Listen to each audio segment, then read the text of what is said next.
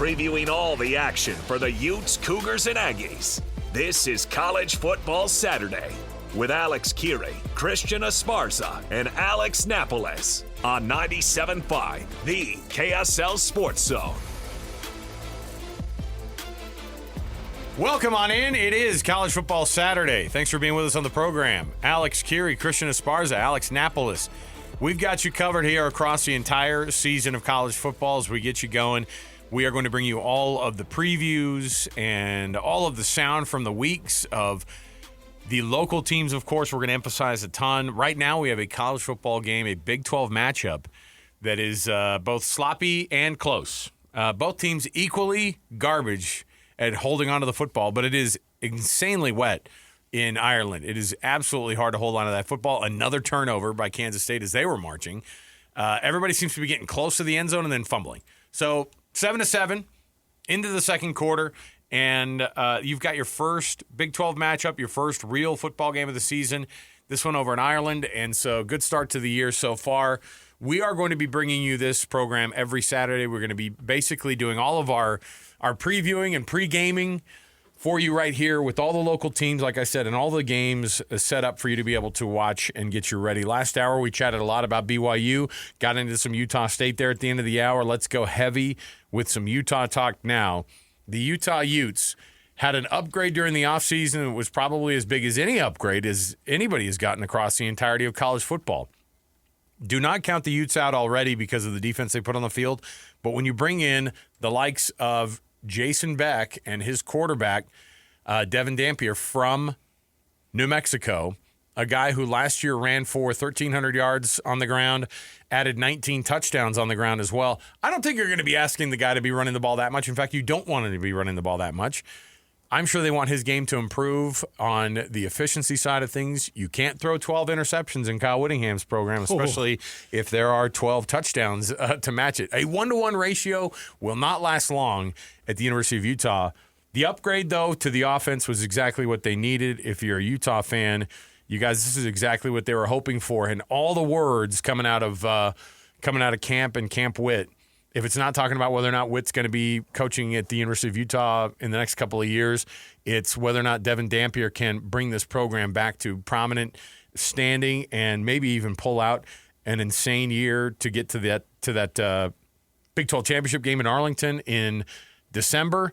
Is that too much to ask out of a Utah team? In a wide-open league like this, I don't think it is too much to ask. Absolutely not, and especially because it is an open league, and then there is parity. And the biggest thing for Utah last season was they couldn't get the offense going.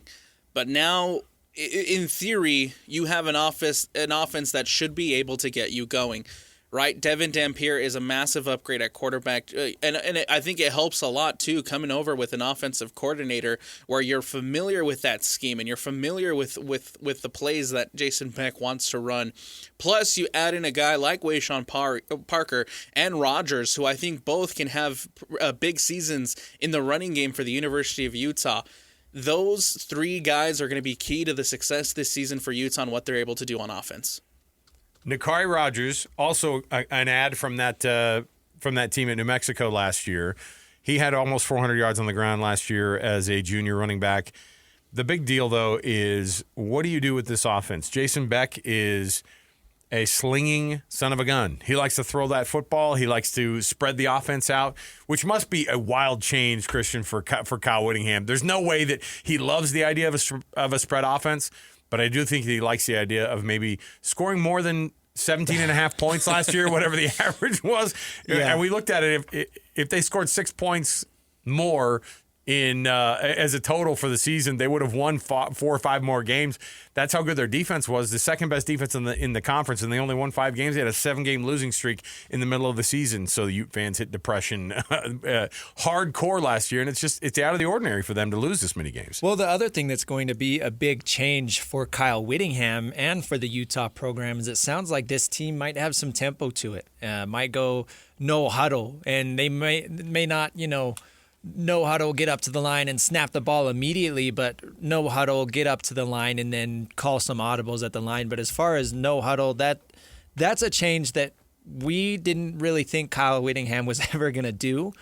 because he likes his defense to get as much rest as they can while the offense is just grinding the ball out on the ground and wearing down the clock. So we'll see how long that marriage lasts between the offense and not huddling and having sort of an up-tempo. If it gets to a point where Kyle Whittingham feels like his offense is not running down the clock enough, I'm sure he's going to kind of step in and say, hey, you guys got to slow things down a bit. But I think that's important for Jason Beck's offense. We've heard Dampier talk about it. We've heard Jason Beck himself talk about it. They use that to kind of utilize mismatches and really catch the defense off guard. So that's what I'm most curious to see across the first few games is how that up-tempo offense looks. Here's Jason Beck, the offensive coordinator for the University of Utah this week, talking about one of the groups that people are wondering about because, they send Carson Ryan down to BYU. They send him down there. Yeah. They're like, hey, let him. It's not working out. We're going to need you to go down to Provo. Hey, I think you'll have some success down there. Listen, it sounds like they want you, so why don't you go down there? Jason Beck comes in and starts talking about the tight end room. That's a big piece of Utah football, and it always has been. And here's what Jason Beck said about what that tight end room looks like. It's been one of our more consistent rooms with that mix of guys showing up every day, and that includes like JJ. He came in as a young kid, and he's done a really nice job as he's been in there and improving each week. So they've been a strength of the group in terms of their consistency and what they're getting done. I'm interested to see what the tight end role is in the Jason Beck offense, and they're going to want to be able to have that release valve, somebody who they can get it out to and say, hey, look. Tight ends have led this offense so many different years and been not just leaders, in the locker room, but you think about your Brant Keithys or your Dalton Kincaids, or even further back when you start looking at what the tight end means to the University of Utah. This is a position that makes a big difference. Speaking of positions that are a big difference, it must be such a luxury to not have to worry about who your QB1 is going into camp. And so all the hot talk about quarterbacks have been, who's your number? Who's QB2? That's a luxury to have when you're arguing about who QB2 and 3 are going to be. And here's what Jason Beck said about the possibility of Bird Ficklin or Isaac Wilson. According to him, it's a tighter race than you might think. Well, you never know, but hopefully, we're healthy, we play well and all of that. But if something were to happen, Bird has done a nice job. He's come in here, he's made plays, and he's done a nice job. So if we needed to, he can fill in and help us play. So I kind of look at it like we have a 2A and a 2B versus a 2 and a 3. So Bird's kind of played himself where he's a 2B, and he can do things at a high level where if we needed to, we can call him and get that done. What's the best version of Isaac Wilson this season? Because I think people wonder, okay, let's say Devon Dampier stays healthy all year. They don't ask Isaac Wilson to come in and do much. They're just saying, hey, get in there, you're the QB2. And I don't know if this is in poor taste, but does Isaac Wilson stay at Utah if he's not going to be the starter in the next couple of years? I think there's a possibility that he moves on if he's not going to be the starter in a couple years. But I think that there should be a plan in place. I'm sure that Jason Beck has already had conversations with Wilson about his future and about what that looks like. Because the thing to think about here, too, is Devon Dampier is still a junior. There is technically another year if he decides to not transfer and stay with Utah. And so Devon Dampier does technically still have another year. What does that look like for Isaac Wilson going into what would be essentially his senior year, unless he takes the red shirt this season, and we don't see Isaac Wilson too much this year? From I hope it goes well for this kid's standpoint, I want him to be redshirted. Absolutely. If Bird Ficklin if it is a QB2A and QB2B, as we've talked about before, I hope that they say, hey, Isaac, we do see something out of you. And if it's not this year, then if he could come in his redshirt junior year after you have... Well, he would be a redshirt sophomore next year. If he were to redshirt this year. But that's me presuming that Devon Dampier ends up staying 2 years and starts 2 years. Right. Okay. Then you say, let's go old school college football and ask a kid to stay at a program and not play for 2 full years? Like, that's a hard thing to ask in 2025. Well, and he did enter the portal last year. He did. And we don't know what the offers looked like. We don't know what the situation was, but he did ultimately decide to come back to Utah after they had decided on Jason Beck.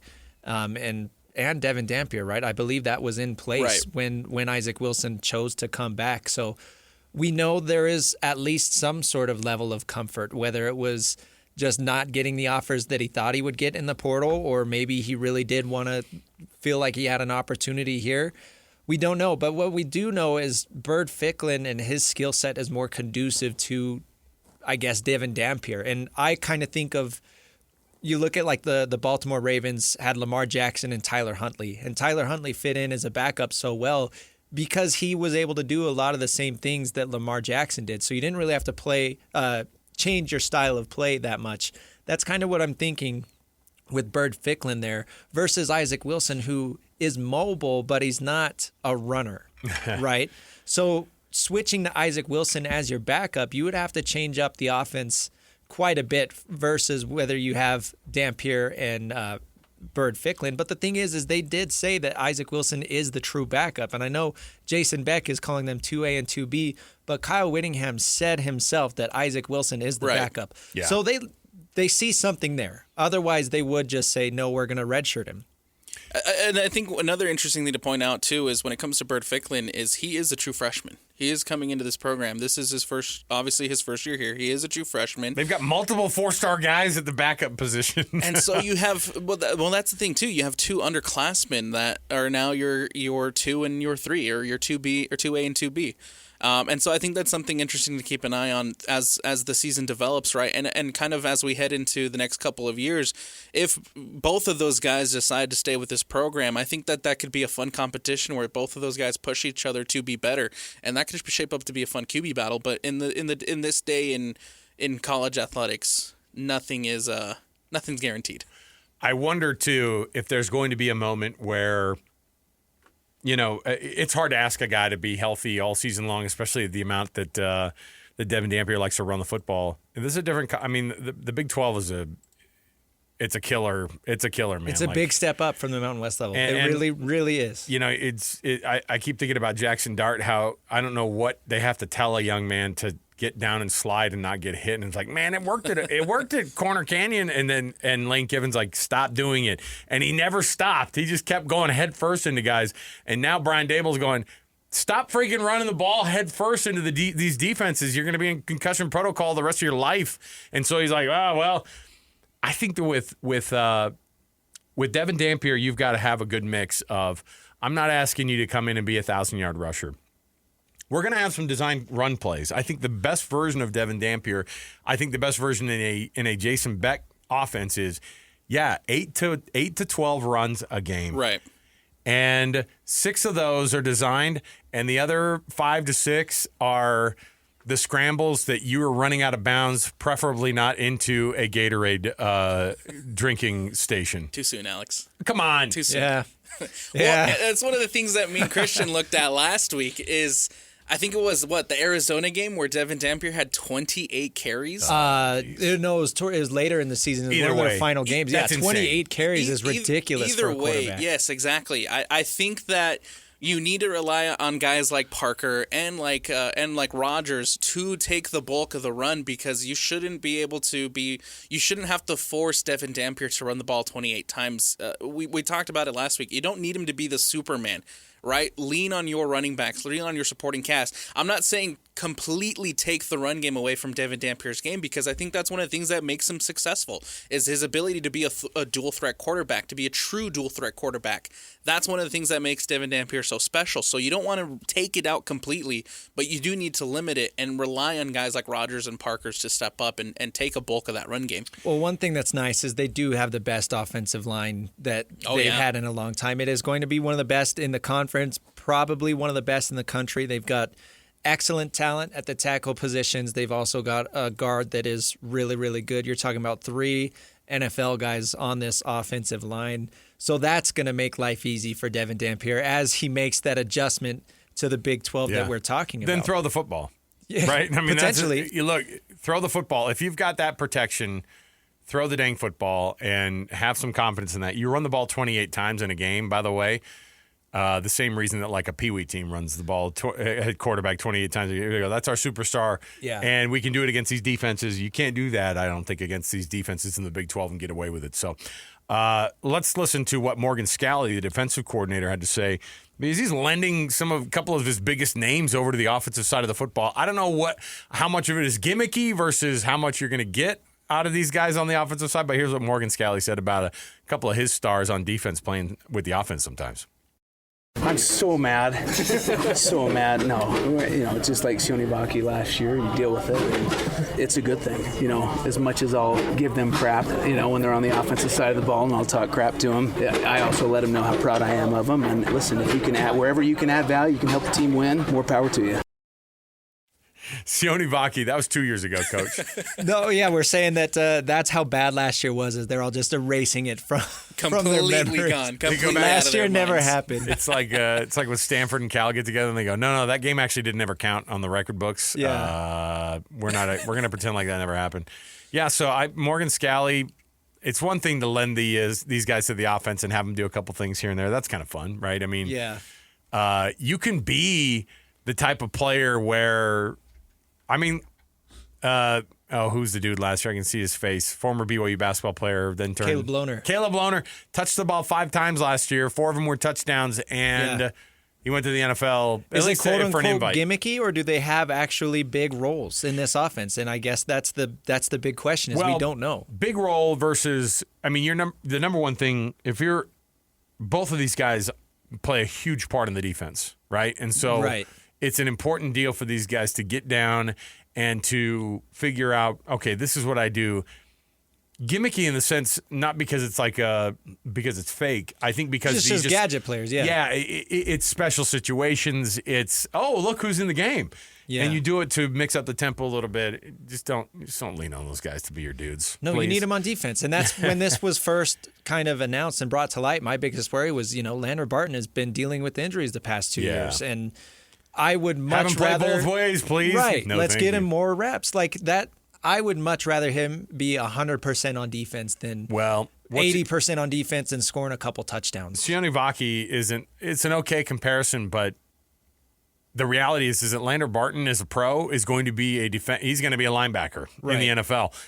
There's no version of him, be like, well, we like what he does on offense. And Sionovaki's a running back now in the NFL. Right. Like, that's what I'm saying is like he had the potential to be like that was going to be his spot in the NFL was on an offense. Instead, like play the hits with these guys, put them on defense, and let's let Smith Snowden. Hey, if he wants to score a touchdown, have him do it in the kick return game. Come on, pick man. 6. Yes, those are where you want to see those scores. Now, do they use them every once in a while? Great. I mean, are these guys going to get tired during the game? Probably not. Yeah, people keep bringing up the Travis Hunter comparison, which Travis Hunter's not the first player to play 2 ways. Right. Now, at that level, he was he was special because he did it 100% of the snaps on both sides. But again, that's not what Smith Snowden and Landry Barton are going to be doing. No. Here's something that I think is interesting too is that with Utah's schedule. And we talked about BYU's schedule last hour, and I think that Utah's schedule, it plays out to be – the thing is I don't know – when we talk about strength of schedule all the time, we don't know the reality of where teams are on that level. So, again, out of conference, they start things off at UCLA, which is a great P4 matchup because you can definitely beat the heck out of those guys down at the Rose Bowl. I think UCLA has got a lot to figure out still. Deshaun Foster's better, I think he'll end up turning it around, but Utah has a history of being really good inside that building and going down there to UCLA. Out of the gates, I think Utah can get this thing going and get that win, and then they have Cal Poly, and then they go to Wyoming. And then they have the opposite of what BYU does in their schedule, which is they start right out of the gate. Possibly, if Utah's 3-0 at that point, they could be ranked going into that Texas Tech game where they're hosting the Red Raiders. And it's a great spot to be in because it's Rice-Eccles Stadium. And I said this to you guys, I think, during the week at some point where I was like, look, if there's a team that is not going to know what they're getting into when they come into Rice-Eccles Stadium, it's Texas Tech. Not that Joey McGuire won't get his guys dialed up. But, man, you can't just guess and see what the situation is like. Texas Tech is going to walk in and they go, oh, well, we played at Texas. We know the vibe, a loud stadium. This is different. And so I think that the advantage of playing Texas Tech at home right out of the gate, you win that game, and then everybody goes, oh, I thought Texas Tech was supposed to win this league. Then you can rattle this thing off. But 2 out of their first 3 games are Texas Tech. They go to West Virginia, then they come back home after a bye week to play Arizona State, who comes into Rice-Eccles Stadium. To get Texas Tech at home, to get Arizona State at home, that's a big deal, and I think that's important for Utah to get that start with that before they end up playing BYU in that October 18th matchup. All right, let's take our first break of this hour. PK going to join us. Speaking of people who know a little bit about this Utah program and what Kyle Whittingham can do, Patrick Kinahan going to join us and give us his thoughts on what the future of Kyle Whittingham calling the shots on the sideline is going to look like. But on top of that, what the expectation is going to be turnaround-wise and what Jason Beck and that offense can mean to this Utah squad. We have much more to go. It is a college football Saturday right here. 7-7 right now, still in Ireland between the Kansas State Wildcats and the Iowa State Cyclones. 7-7 with 2 minutes left in the second quarter, so just before the half, and it's been nothing doing on either side of the football. A couple of drives have ended in touchdowns for these teams, but the majority of this game has been sloppy. It's very wet there, lots of turnovers. We'll come right back. We have more to go right around the corner. Stay with us on a College Football Saturday, 97.5, the KSL Sports Zone.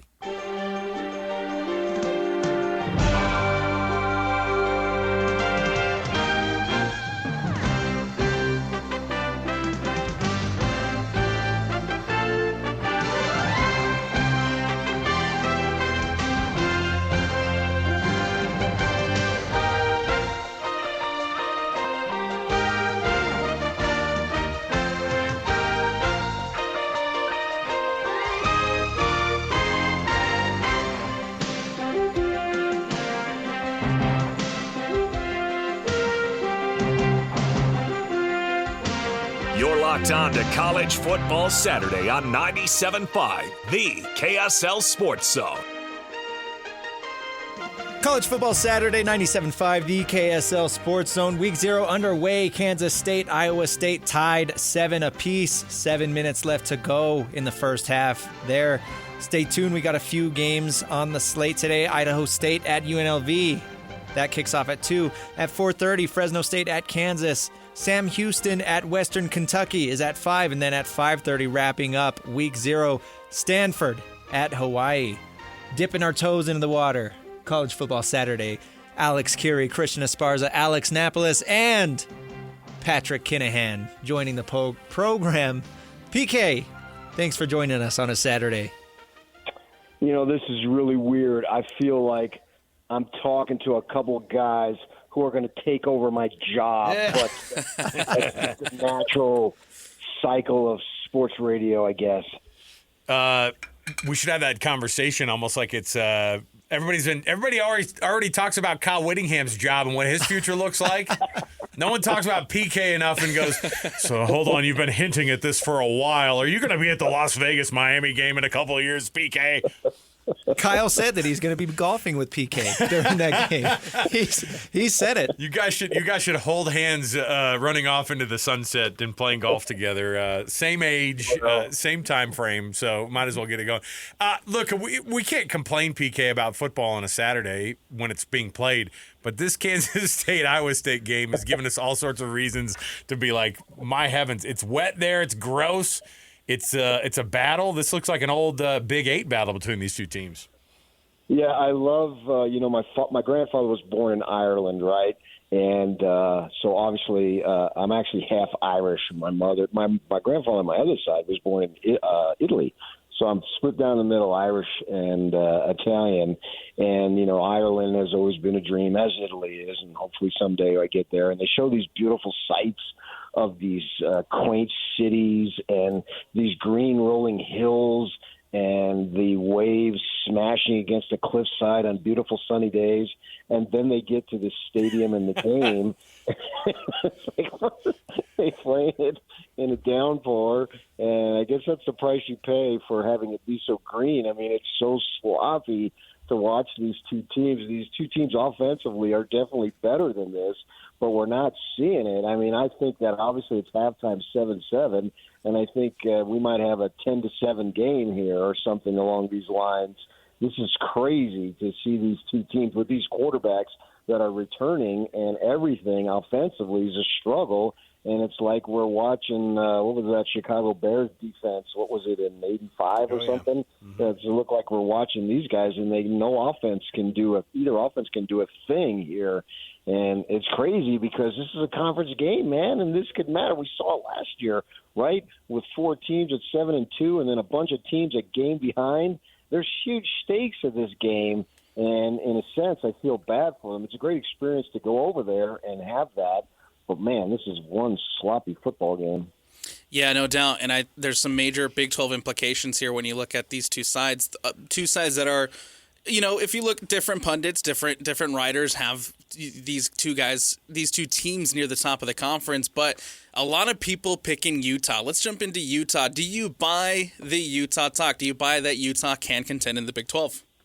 Oh, yeah, I absolutely buy that they can contend. I would be surprised if they didn't. Obviously the injuries derailed them. You look at what they've got back and what they brought in, most especially, that's the key here. And this program this year would be in a little bit of a malaise if it wasn't for the transfer portal, right? But because they have the transfer portal, they bring in a dynamic quarterback. I would actually like to see him play in a game like today where he's such an electric runner to see what he can do. So I don't know how it's going to be able to throw the ball consistently. That remains to be seen. If they can do that, if they can get any form of a passing game that gets up to about 200 yards a game, most definitely they should be in contention because, a Kyle Whittingham team, their staples that we've seen literally for 20 years is the solid defense and the ability to run the ball. And I don't see that changing here anytime soon, even when Morgan Skelly takes over. Obviously, Skelly has been taught at the foot, literally, figuratively, and literally probably by Kyle Whittingham. So we're going to see that continue to play out with the running game and the defense. And the defense, in my mind, has got enough. Up front, they're a little untested, but they name a bunch of guys, and they're excited about these freshmen coming in. And if they're excited, I think there's reason for the fan base to be excited. And you've got some staples in the defensive secondary and the linebacking core. They've had some really good linebackers of late. And I think they're going to have at least another couple, probably 3, maybe even 4 this year to be able to hold their own defensively. So absolutely, I expect them to be in contention. What's the best version of Devon Dampier, do you think, so that obviously they don't – we were just talking about one of the games last year where he ran 28 times. I would think that Kyle Whittingham would want to limit those those types of games because I don't think they're going to ask the guy to come in and run for 1,000 yards, but obviously he's got that talent to be able to make people miss. And these are Big 12 defenses, though, and I think things change up a little bit. So what's the best version of getting a balance of a guy who can? Do you have a bunch of dialed up plays that you want him to run the ball on, or is it like, hey, use your feet sparingly and do it when that field opens up and be smart about it and run out of bounds? Yeah, I think there's a couple of things that come to mind to that question, Alex. I think in certain situations, they're going to have him run. You need a first down, and he is your best option at that point in time, depending on where the field is, depending on field position and how late it is in the game, and maybe some defenses are tired because he can do that. And, yeah, I would shudder to think that, man, if he ran the ball 28 times in a conference game, we better have a bye the next week after that because that is a lot of carries, obviously. But when he does run, look for the big play because if he can get out there in space, and I think we've all seen him play because of my relationship with Bronco Mendenhall, which goes back 20-plus years as a beat writer when he got the job. I was working for the Tribune when he was elevated to the head coach, and I was there, day in and day out. The access has changed so dramatically for beat writers from the time that I was doing it. Every practice was open, and you could sit there and talk to him basically every day. Now it's not even close to that. We will have Bronco Mendenhall on our show, I think it's beginning next week, every Tuesday at 7:30, so we're looking forward to that. And with that in mind, I watched a bunch of New Mexico games last year because I want to see what Bronco was able to do. And Devon Dampier just jumps out at the screen when you watch him like, wow, this kid is an electric athlete. And so use him in situations where he can display that incredible athleticism. And then also when you need to get a first down, I think those are the two things that I think that we'll be able to see him do and have a fair amount of success. And then it boils down to the passing game. 12 touchdowns, 12 interceptions just simply isn't good enough in this league. PK, what do you think the marriage is going to be like between Kyle Whittingham, who likes to control the clock and really wear down the opposing defense while keeping his defense fresh, and Jason Beck, who has come in and said that they're going to run a little more up-tempo and no huddle? How do you think that relationship is going to go? That's an interesting question. That's an excellent question. And I'm telling you guys, you're after my job, man. That's a great question right there. I'm getting nervous. Hopefully that the powers that be at Bonneville are tending to their gardens right now and not listening, or else I may be out of a job sooner than I think. It reminds me of when coaches get hired. And essentially this is John Beck, but it's Jason Beck. From the coordinator standpoint, they got all these lofty goals, depending on what sport it is. Basketball, oh man, we're gonna defend 94 feet. We're gonna have a wide open offense. We're gonna attack the basket. There's certain checkpoints and that every coach seems to say, and we're gonna make our fan base proud. Blah blah blah. We're gonna do it the right way. We've all heard that stuff, right? And I think that Jason Beck's the same type of thing here with this new job. We're gonna be wide open. We're gonna do some stuff that hasn't been done. Okay, that sounds good. But when you get in a tight game deep in the fourth quarter, it's about ball control and controlling the clock, time and score type things. So I have my doubts because, as I just said, we've seen the staples of Kyle Whittingham's program for 20 years. And this time here in the 21st year, it's going to be different, wildly different. I'm just looking for it to be good. I don't really care if it's wildly different, and I don't believe that it will be wildly different. I get that they have a running quarterback, but it needs to be effective, and so that's the most important thing. I don't necessarily need to be wowed with wide-open offenses because the Utes went to 4 Pac-12 title games, and they went to 2 Rose Bowls, and they went to the Sugar Bowl, and we can all recite the list of accomplishments by doing things that they do and doing them very well. So I wouldn't expect a complete and total overhaul because that's just not what the program is about. I do expect some differences. You would be foolish not to take advantage of Dampier's legs. That's why he is where he is, right? And the thing that I've been really impressed with him, guys, this guy's a tremendous leader. He's got people rallying around him. I've been be able to compare him to a Brian Johnson that way. And you guys, a couple of you guys are probably so young, may not remember Brian Johnson. But Brian Johnson, he was as good a leader as any college quarterback I've been around. And he had the ability, particularly when times were tough and it was the game on the line. Okay, here's what we're going to do, guys. And people just believed in him. And that's why we saw him ascend to such a high level at the NFL at such a young age. And because he had that leadership abilities and the charisma that Devon Dampier has, I think it's been infectious. And I've talked to guys on the staff and all that, and they tell me that. And I've been able to see it myself, and they see it in limited doses. I mean, we literally, in these days, I literally haven't seen him take one snap for the University of Utah because they don't allow you in. And so you really don't know for sure. But I've been impressed with his leadership ability and then what I've been able to glean from the coaches and the players and that type of thing. They say that this kid is charismatic. So it's going to be really interesting. And the great thing about it, man, is they got at least on paper a decent opponent in game one, not a lower level division team.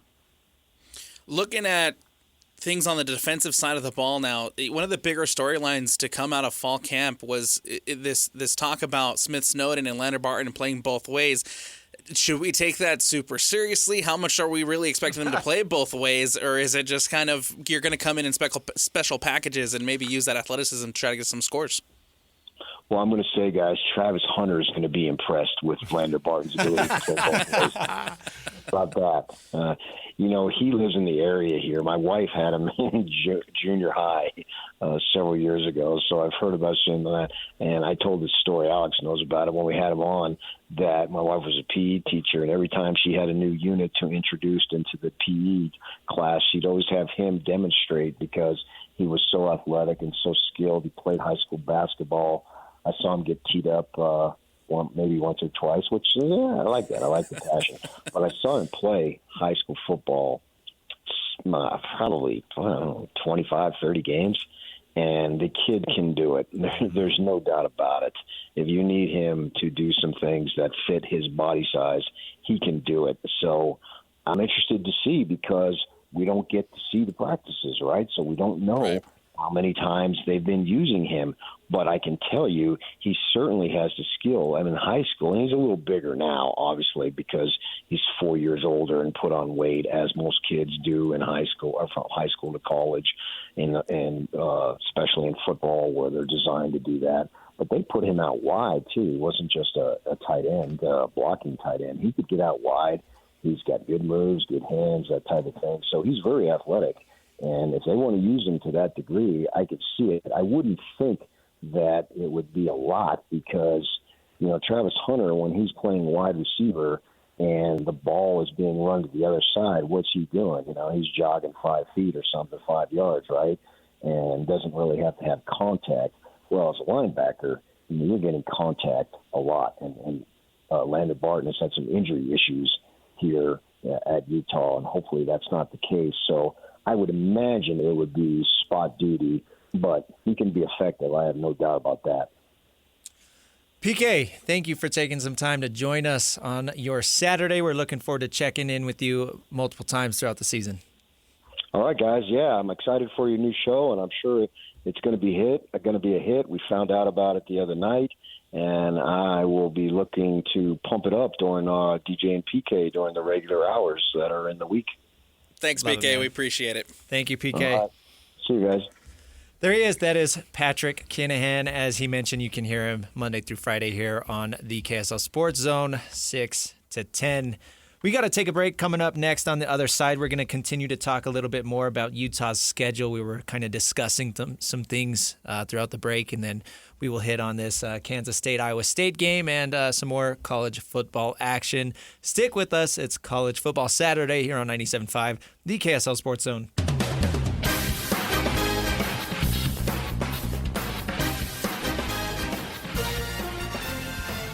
This is College Football Saturday on 97.5, the KSL Sports Zone. Welcome back in for the final segment of the day here on College Football Saturday, 97.5, the KSL Sports Zone. Alex Kirry, Christian Esparza, I'm Alex Napoles. And before we jump into finishing some final thoughts here on the Utah schedule, the second half for Iowa State, Kansas State about to kick off a game. That game 7-7. Looks like the rain stops, so hopefully we see some better football here in the second half, guys. Gross. This was supposed to be the bell cow football game for us. This could be a potential rematch at the end of the season, the Big 12 championship game. Not at this rate. Hold on to the football, fellas. Come on. Not living up to the hype so far. It's been gross. The field conditions are awful, and you always see that with them playing on European fields, but then you add in the monster rainstorm as you were talking about. Looking at a summary, there was a sequence where it went Kansas State fumble, Iowa State punt, Kansas State turnover on downs, Iowa State fumble, Kansas State touchdown, Iowa State touchdown, punt, fumble, fumble. Nice. Punt, fumble. That should be a fun game to play when it doesn't look fun. No, it's nasty. But you know what? Football's back. Football's back. So just, you know what I'm saying? Like, we could be watching because I think there's actually some NFL preseason games on right now, too. Like, there is. I'm not interested in a bunch of these guys. It's the third preseason game, which means you're going to have a bunch of dudes that are like, we're trying to get down to the 53-man roster here. It's just not the same. College football's back. I'm going to just lean on that. You've got a real game. You've got real games tonight. Fine. Get us going. And then week one, we're going to see, at this point, next week, we're going to be lousy with football games. We're going to have so many dang games in front of us. We're like, we don't have enough time to talk about all this. But the Big 12's underway, and I think if anybody was playing this game in Ireland, it would have been nasty. I don't care who you are.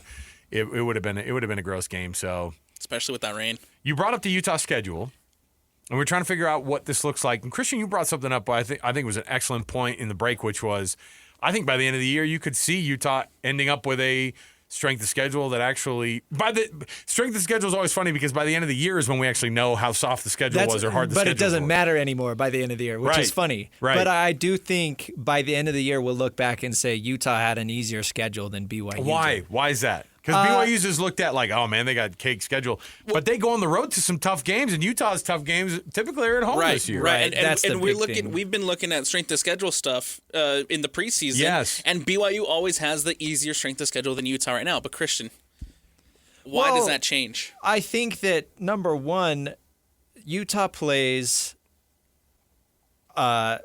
Texas Tech, Arizona State, Cincinnati, and Kansas State at home. Their two hardest away games are at Baylor and at BYU. I don't think home or away factors into strength of schedule, right? So that doesn't necessarily matter. But you look at those opponents. It absolutely does, though. Like the It does reality matter. is, it Right, does. it really yeah. does. It does matter. And then you look at those opponents, and the way that college football always works, right now we can say, oh, all of those teams are going to be good.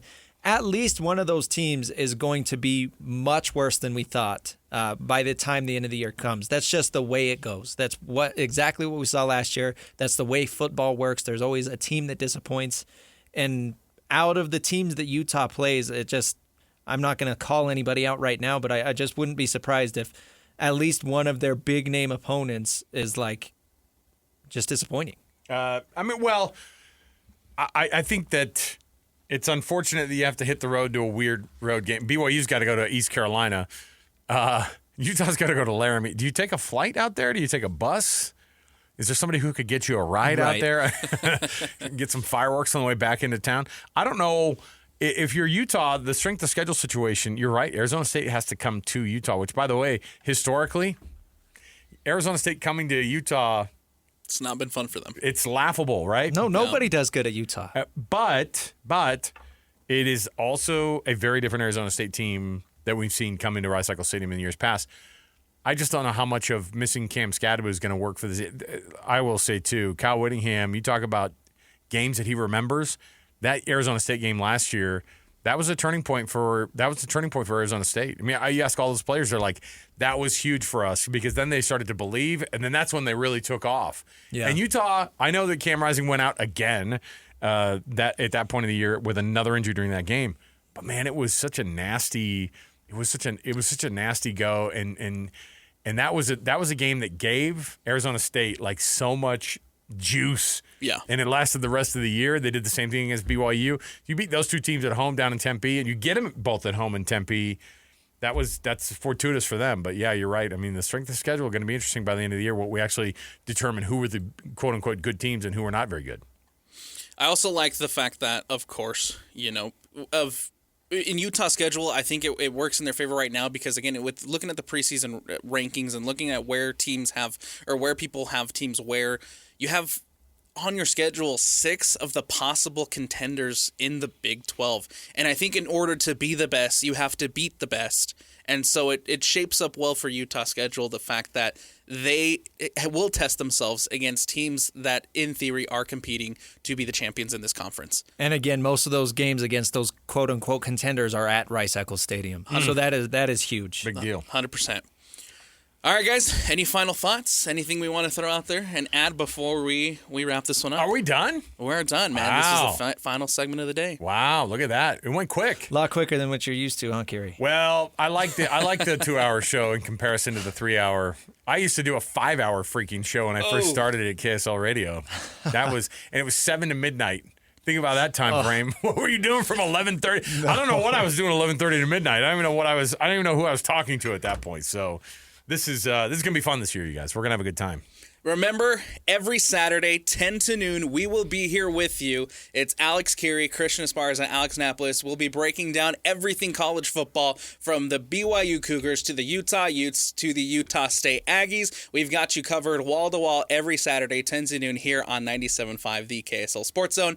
Also, don't forget, throughout the course of the week, we'll have all the interviews, all the sound bites as the teams get ready for Week 1. That's on DJ and PK. That's on Jake and Ben. That's on Hans and Scotty, and that's, of course, on JJ and Alex. So, again, from Alex Kirry, Christian Esparza, I'm Alex Napoles, and we'll talk to you guys next week here on College Football Saturday on 97.5, the KSL Sports Zone.